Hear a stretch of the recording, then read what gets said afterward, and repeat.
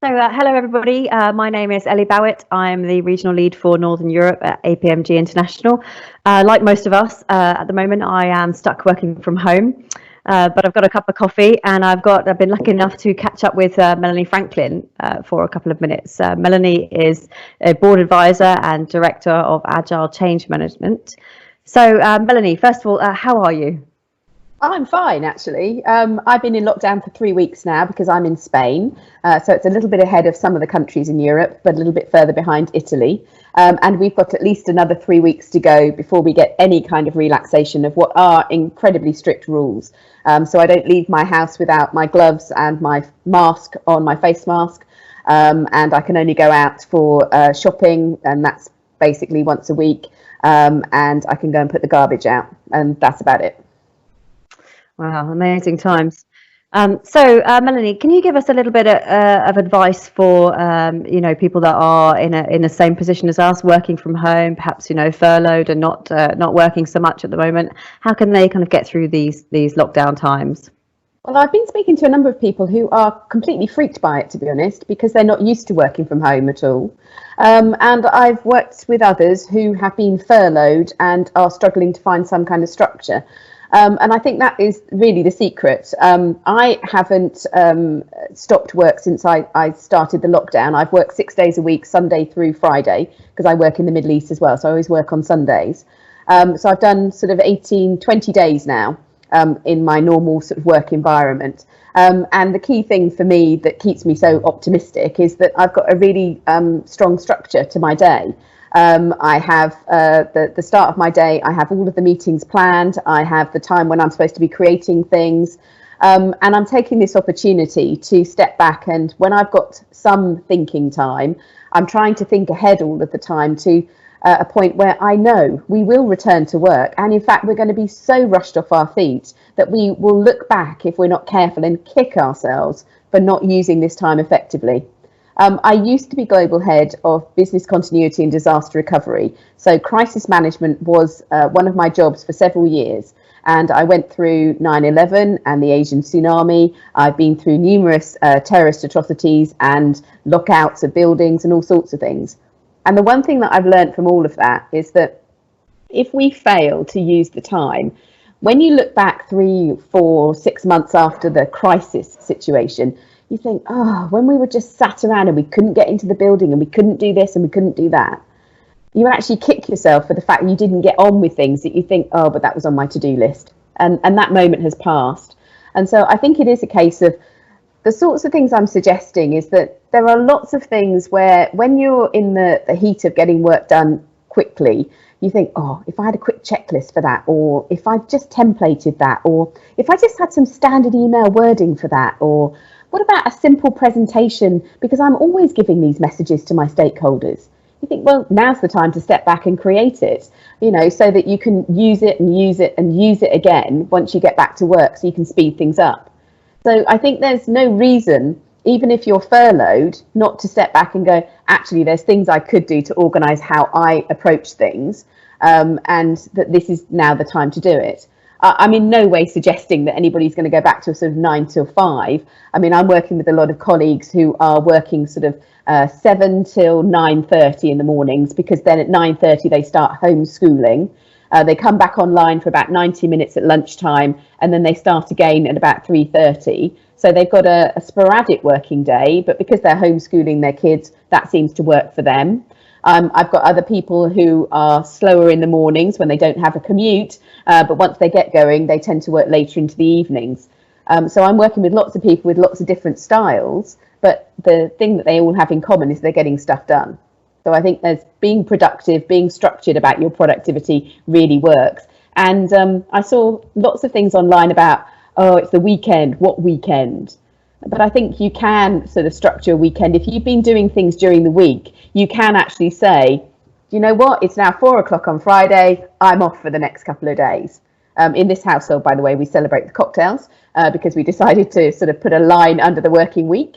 But there's always something you can do, but it's a bit more difficult if you haven't been doing much of any kind of structure during the week. So structure is my first piece of advice. Yeah, no, I totally agree. I think that sort of starting and stopping at particular times and setting out a plan for yourself really does help to kind of pass the time. Do you have any kind of other advice for activities that people can, can get up to at the moment to make the lockdown time pass? Well, I do a lot of evaluating of resources for my clients. So they will pass me CVs, they'll pass me profiles, and they say, should we hire this person? That goes on a lot. So I'm always interested in what makes the difference, what makes you a compelling person to hire. And there's a few things that I check for that I thought I'd just give you the secrets of what I look for and see if it resonates with you guys. The first is that I do a quick check on qualifications and memberships of professional bodies, because I get an awful lot of profiles that tell me how brilliant somebody is, how committed and enthusiastic they are about their job. But then I look down the list and I realise that they perhaps have got if it's agile project management, or it might be a change management role, but actually they've got no change management qualifications of any kind, or the last project management qualification they did was sort of Prince 2 6 years ago. And you think, heavens, so you're telling me that you haven't got any agile qualifications, so that whole world and how we work now has passed you by. You're telling me you're a change expert, but you've never bothered to study the subject. I can't see that you're a member of any of the professional bodies related to agile or change. So how can you tell me you're a passionate expert if you've never bothered to join the professional bodies? Are you telling me that you haven't invested in yourself for the last 6 years, that you haven't done any kind of personal development? I'm sure you've read lots of textbooks and papers and kept yourself up to speed, but the thing is, it's a quick look. If I'm looking and I want evidence, and qualifications gives you evidence. There's no getting around it. Once you're qualified, nobody can ever take that away from you. And it's a way of sort of deepening the content on your CV. So I will look for professional bodies. I will look for qualifications. The other thing that I'm going to look for is I'll Google your name on, and I'll find your LinkedIn profile. And I'll have a look at your LinkedIn profile. And what I'm looking for there is, what have you achieved? Not what job titles you've had, but actually what have you done within those job titles? So, for example, if you say that you engage stakeholders, so you do all the stakeholder engagement, but I want to hear things like that what you've really done is you've provided reassurance and certainty, you've cut down the negative rumours related to your initiative, you've provided people with information to allow them to get on with their jobs. So I'm looking for you to describe what difference you have made by the job that you've done, not the job title and just how long you've been there. And connected with those achievements, the candidates that are a slam dunk for interviewing, the ones that really impress, are those that perhaps have connected that to perhaps a blog post or an article they've written, and which of course LinkedIn makes it really easy to do those things. And of course that kind of profile and the things that you follow and the comments that you've made on other people's posts all come up on that first box, so I can immediately see how active you are in your subject. So if you're following people that it's relevant to the subject, or if you're commenting on content or creating your own content, it's all there. So use this time, if you are in the contract market or you're thinking about getting another job, to think, do you know what, I could actually deepen the content of my own profile and I'll have something to put on my CV. So it's qualifications and it's up-to-date content that I think would make all the difference. That's really great. Thanks, Melanie. So just kind of to summarize then, structuring your day, making sure that you have starts and stops and action plans of things to do, so it doesn't all just blur into one and you find yourself on emails at 2 a.m. in the morning.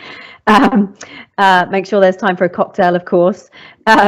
And maybe dusting off some of the plans that you had for upskilling, for continuing your education, professional development, and making sure that your social media channels where people are coming to find you in this virtual world are kind of up to date and as reflective of your capabilities as they can be.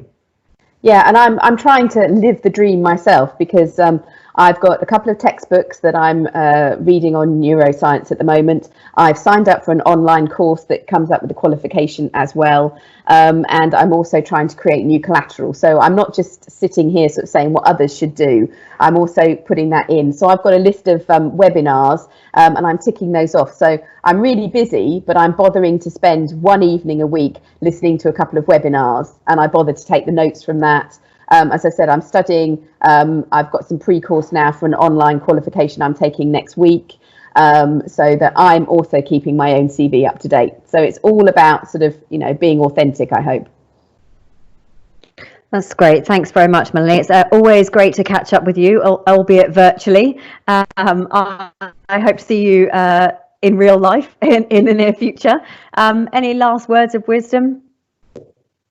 Just keep organised, I think, is the honest thing. And then that way, when you've got downtime, because if you're busy and you're organised at certain points in your life, then you can easily see when it's time for the evening off or the weekend off.